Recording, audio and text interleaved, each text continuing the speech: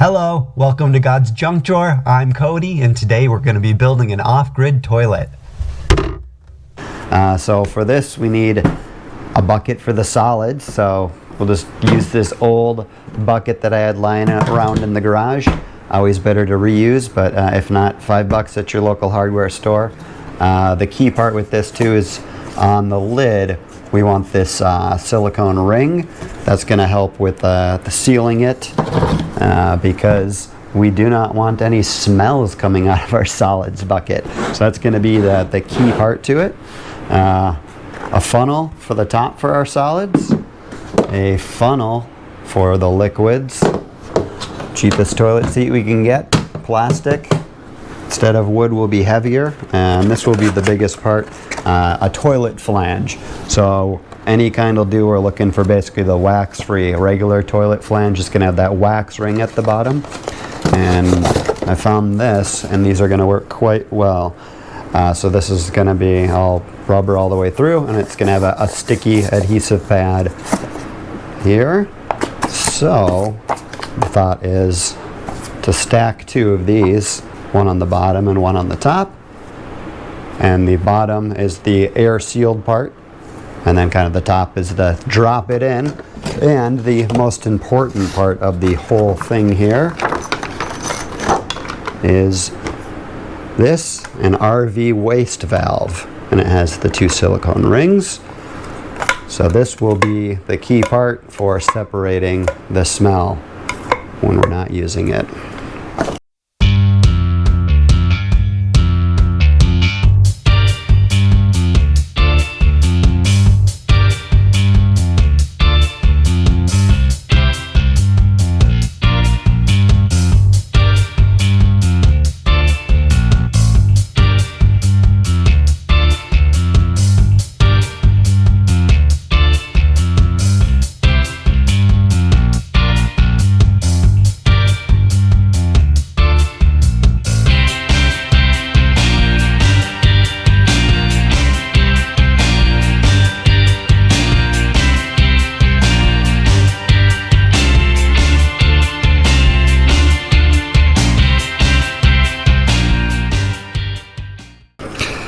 So that will be our top here.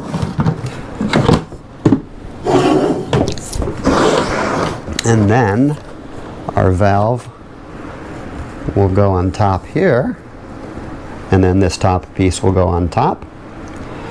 And then open, close on the valve. Solid dropping. Bye-bye smell. Woo! So you can see here.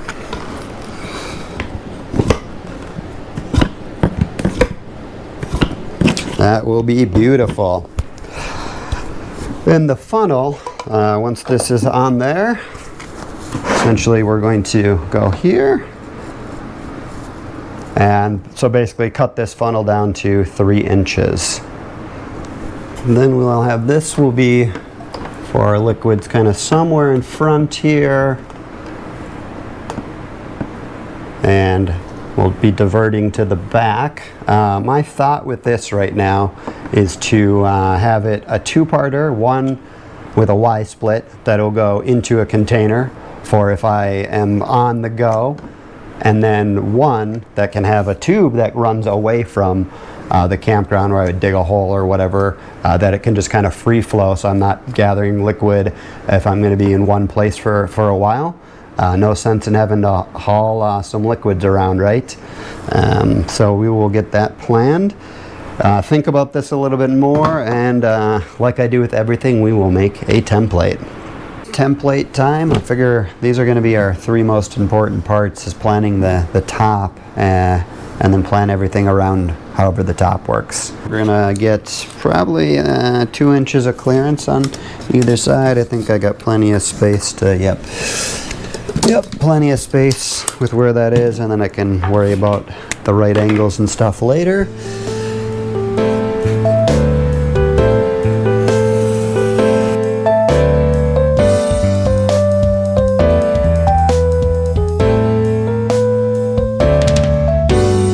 I always like to idiot-proof things for myself, so that will be coming out.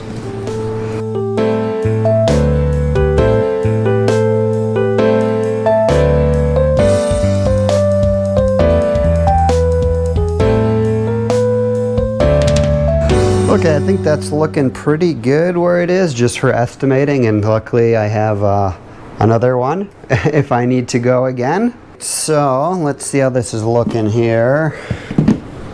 Okay. We're looking at a top down right now, so this would be our back side here and our front side here underneath this. Got all of our pieces of wood cut up, so we're basically just going to make 2 frames. So if you ever made a picture frame, that's all we're going to do, is one frame, and then connected between. So I have 2x2s for my main legs, and then for the long side, be on the bottom and the top. So that'll kind of be my main support, and like so. So all my load bearing will be through here. Obviously there's a bunch of different ways to make a frame, and something I learned from Martha Stewart on Conan O'Brien. Your completed frame will look like this.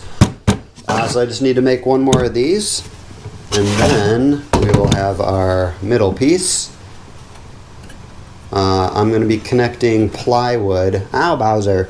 I'm going to be connecting plywood to this, so I want to have the faces flush on all 4 edges of the box. So I'm just going to make a hollow box, and then connected. So make my second frame. See how Bowser does with the sound of this.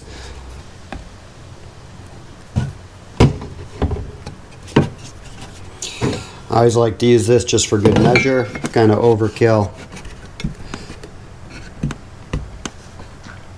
But making sure you have a straight edge is very good.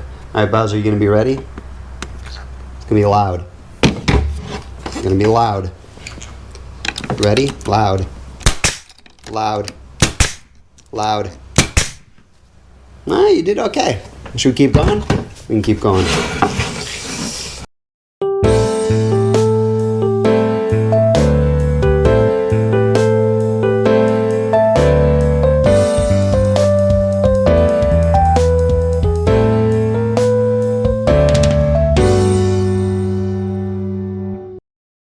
Blessing break!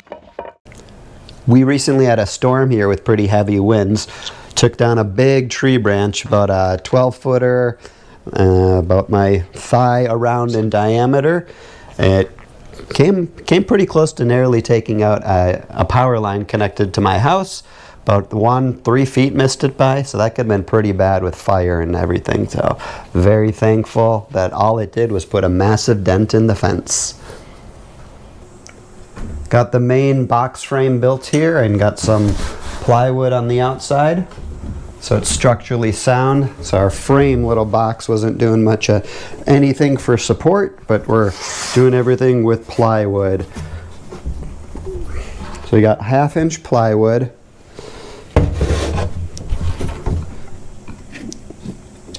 For the front here, I did a slight overhang to compensate for the sections behind. So the front sits just so it has a nice face in front. And all these 2x2 plywoods I bought just because they're easier to work with. They're all individually sized, so you don't want to trust that it's actually 2 feet. So for each one, each face, I'd angle it up, get my clamps where I need to, make my line, and then go cut with my table saw. So I did that for all the edges, all the sides. I think I'm actually going to leave it as is with no bottom and no back.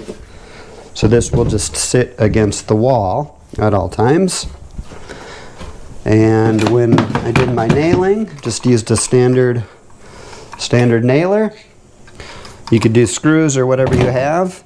When I do the nailer too, a trick I like to do just to make sure that I don't misfire a nail is to whatever piece I have underneath it. That's my frame, and then I can make my line so I can nail correctly. 99% of the time you can eyeball that, but you know, that one misfired nail makes me mad. So the extra step to do that saves me some help. Anything else? Oh, a little bit of wood glue goes a long way. So I did the wood glue when I did my nailing, and then I always clamp too, kind of same deal. Get it clamped in place exactly where you want it is the same as measure twice, cut once. And I think that's about it. We will move this table and show you how stable it is. Got the top cut here as well. This will be the toilet cutout and where the toilet seat attaches. I went with a 3/4 for the tops. This is where, you know, you're sitting all your weight. And again, my 2x2s are in my corners. And this is just 1/2-inch plywood for the outsides, but the top is also cut to be supported by all these. So the top goes even flush with the plywood I cut on. So that's where all our weight support is. So right now there's not a ton of weight support in this back and the bottom back, but my thought is that's not going to be necessary. I'm going to kind of see how I do the interior build stuff. I might throw 2 more little kind of corner support brackets in the back if I need to, but it's probably going to be unnecessary. This is very structurally sound and sturdy. There we go. Wiggle. Ooh, do. Ah, nice. Good to go. So keep planning. So yeah, pretty basic. Toilet seat will screw in there. Gonna cut this out. That'll be the next thing. And the really exciting part, holding this all together, the big thing I wanted to do was have the plumbing separated at this point. This is gonna be the main thing for the smell. So this will be all contained in the bucket, and the bucket will be 1 unit, and then this whole box will be 1 unit too. So you can have these 2 things independent. This I basically just glued onto the lid here, and just some more. This is just for support basically, so this isn't wobbling around. I went with these screw inserts, which I like a lot, and bolts, and then these wing nuts. So the thought here being that you want to have a nice solid seal, but not so much pressure that you can't actually physically open this. So wing nuts will work well for that I can get them on here. Oh, Bowser's gonna love that sound, so get them on here. So okay, you know, that's good. And then just, you know, an extra little bit. Hey, Bowser. And then so that feels nice and solid seal right there. It still opens smoothly. So we have our good ring in there, which it looks like that's gonna seal real nice.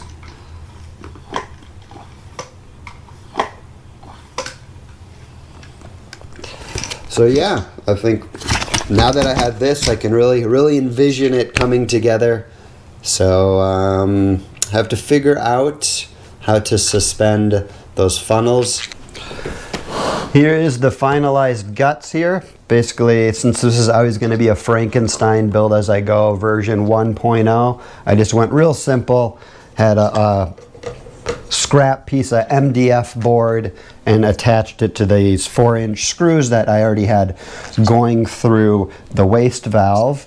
And then just attach with bolts on the top. So that was just to give stability to the funnel, and then just Gorilla Glue, construction adhesive, whatever you have around that. So yep, nice and stable. And then how did this perform? This actually did do quite well with keeping the smell out. What I did is adding some type of compost material on top of it each time. So I'm just using this hay that you use to cover up grass seed. but it's a little bit big too, so every time I used it I kind of had to break it up with my hands a little bit before tossing it in.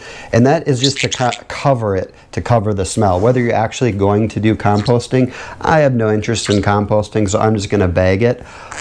But you still want to put some type of composting material on top of it to cover the smell, so each time you open it, it doesn't kind of blast you.